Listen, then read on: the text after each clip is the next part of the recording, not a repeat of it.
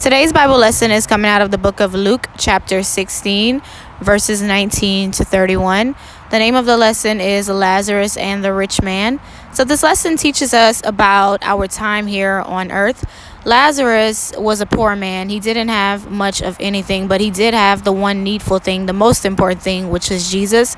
And then we have the rich man who had every earthly thing he could want, but he did not have Jesus. So this lesson teaches us how we should live our lives while we are here on earth and what we should do with the time that God gives us on earth. But the lesson also teaches us about eternity, because after we leave this earth, we do have a place that we can go to, but it depends on how we live our lives here on earth. And so this is a great lesson. I hope you all enjoy it. Today's math lesson is lesson 127 and 128. Students will learn how to subtract two-digit numbers without regrouping, which means to carry.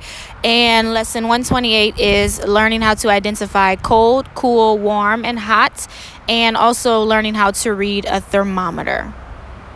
So before we get into subtracting double-digit numbers, I wanted to review adding double-digit numbers. So first thing is, remember we always start with the back two numbers and we go from top to bottom. So if you look at 38 plus 41, I would start at the back numbers, which would be 8 and 1. So I would do 8 plus 1, and then I write my answer. And then I will move to my front numbers, same steps, top to bottom. I would do 3 plus 4 equals 7. So you could go ahead and just work out those three problems, and then on the next slide I'll have subtraction.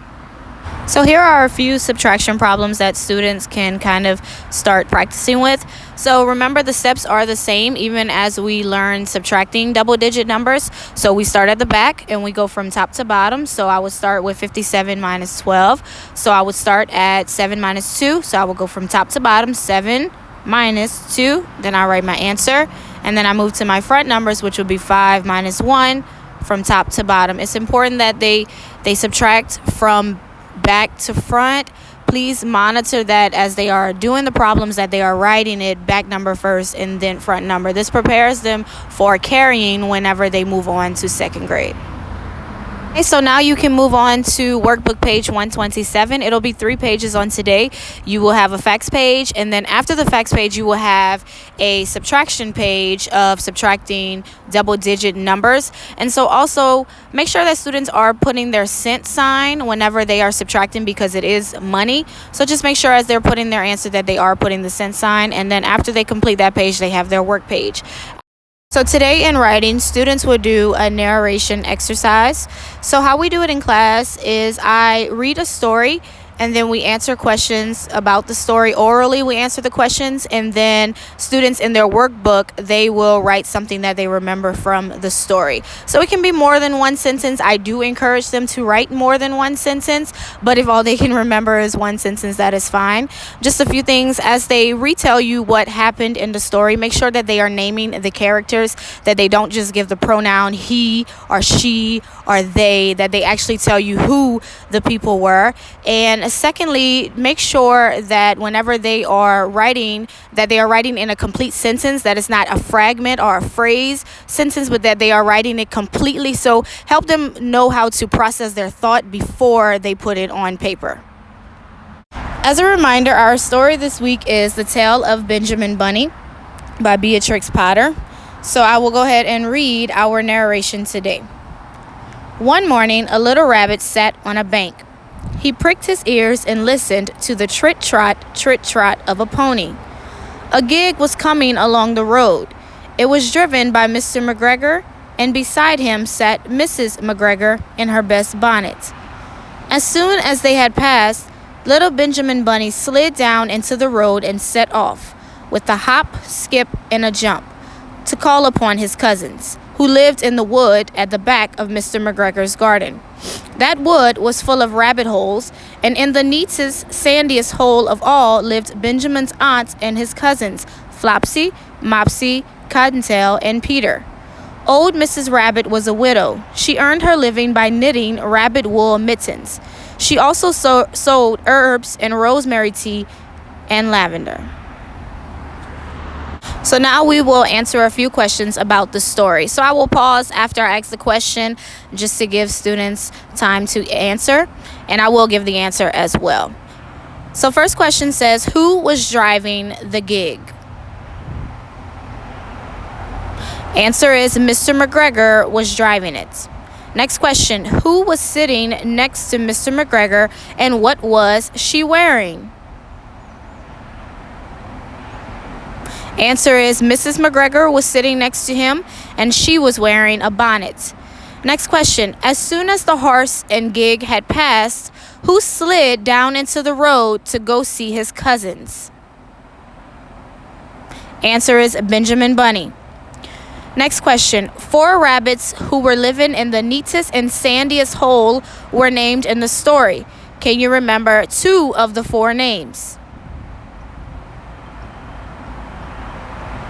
The 4 cousins were Flopsy, Mopsy, Cottontail, and Peter. They were Benjamin Bunny's cousins.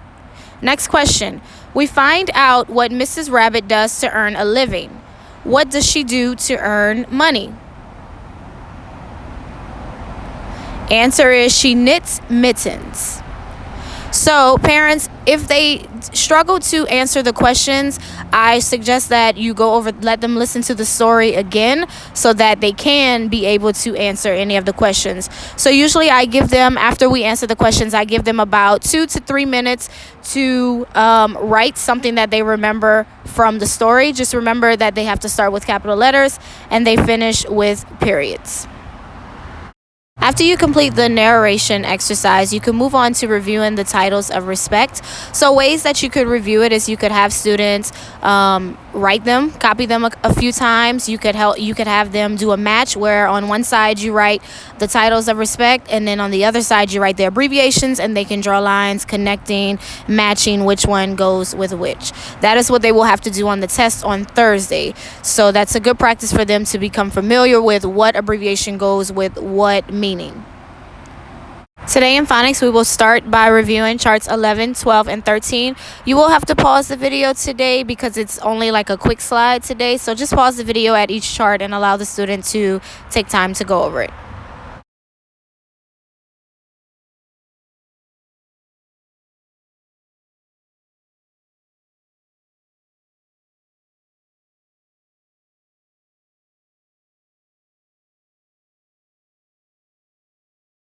I want to do a light review of some different things that we have learned in phonics. So the first thing is homonyms. So we've learned that homonyms are words that sound just alike, but they are not spelt the same and they do not mean the same thing. So students, could you give your parents 2 words that are homonyms?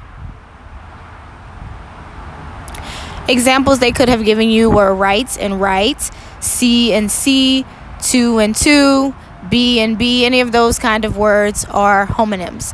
Next question, could you give your parents words that rhyme with one another? Good job. And the last question, could you give your parents 2 words that are opposite of one another? Awesome.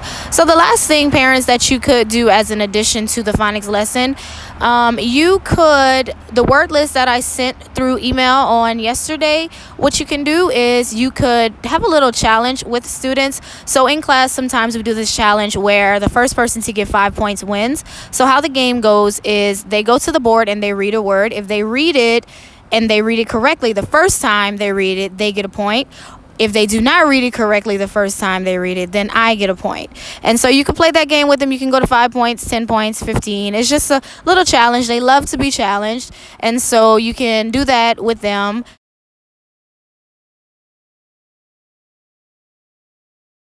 So yesterday we learned about adding a suffix to a word that has a Y at the end of it. So just a review of the rule. Remember, when a root word ends with a Y, we change it into an I before we add our suffix. So I have a few words that students can kind of practice. They can write it down or they can just tell you how it should be written. I have suffix ER on one side and then I have EST. So either one, you can have them do both or you can have them do one. So after they complete this, they will do workbook page 127 in their books. Today in reading, students are reading pages 58 to 61 on today. So just a reminder, we will have a test in reading on this Thursday. So just make sure that you are reviewing all the stories that they read every day of the week, asking them questions as you go along through the story, just making sure that they comprehend what is going on in the story. Today in language, you are reviewing command sentences. Just go over the definition with students and also give them examples. After that, they can orally give you examples of command sentences. You can also switch it by asking them to give you a statement, asking them to give you a question and a phrase. This will help you to identify if they know the difference between the different types of sentences.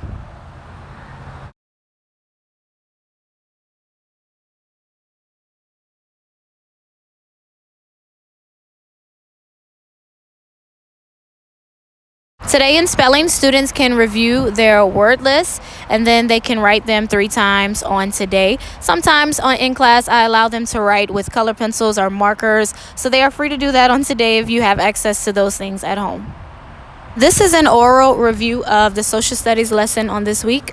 So we are in the continent of Europe and students visited the country Germany. And so the people from Germany are called the German people. There's a famous river in Germany called the Rhine River. And if you travel along the Rhine River, you could see many different kinds of castles that are over 100 years old. There's also a famous forest in Germany called the Black Forest, and there you can go hiking, you can go camping, and you could also go hunting as well. Students also visited the country of Italy. The people from Italy are called the Italian people. The capital city of Italy is Rome. And just a fun fact, Paul the Apostle wrote the book of Romans in our New Testament, which were to the saints in the city of Rome. So Rome was around in Bible days. So that was kind of a long time ago. So next thing is the streets in Venice, which is a city in Italy. They are rivers. They are not actual streets that we know of here in Lafayette. And so you could ride a boat, which is called a gondola, in Venice that you could ride the little rivers. There's also a tower called the Leaning Tower of Pisa. And so the ground is really soft underneath the tower. So every year the tower sinks just a little bit. And as it is sinking in the ground, it starts to lean. And so that is Germany and Italy. This week in science, we are discovering seasons. So there are 4 seasons in a year: winter, spring, summer, and fall. Just a reminder to remember the months that go along with the seasons. That will be a test question on Friday. So this week we focused on the season winter, which is a time for rest. Winter is the coldest season of the year. Some places have ice and snow. Here in Louisiana, it just gets very cold, and every once in a while the Lord blesses us with snow. So the days are short and the nights are long in the winter. Most trees die in the winter time, but there's one tree called the evergreen tree that keeps their green leaves throughout the entire winter. That's why it's called the evergreen, kind of like forever green. It doesn't die and turn brown like a lot of other plants do. So also, many plants that die in the winter, they die, but they leave their seeds in the ground. So as they die, their seeds will fall to the ground and the seeds rest in the ground until the springtime. And that's why whenever spring comes around, everything starts to grow back, because those seeds that stayed in the ground during the winter, now as the spring is coming, they get a lot of rain in the spring and they start to grow.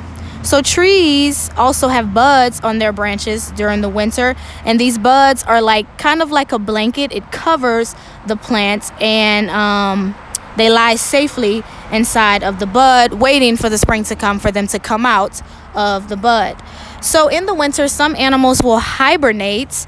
They will dig burrows in the ground, dens in the ground, or nests. And some animals that hibernate are snakes and turtles, frogs, woodchucks, chipmunks, bats, and bumblebee queens. They hibernate in the winter as well. So some animals like bears, they just take a really long nap, but they might wake up to go outside or to go eat. And fish will live quietly in the water under the ice. So that is winter.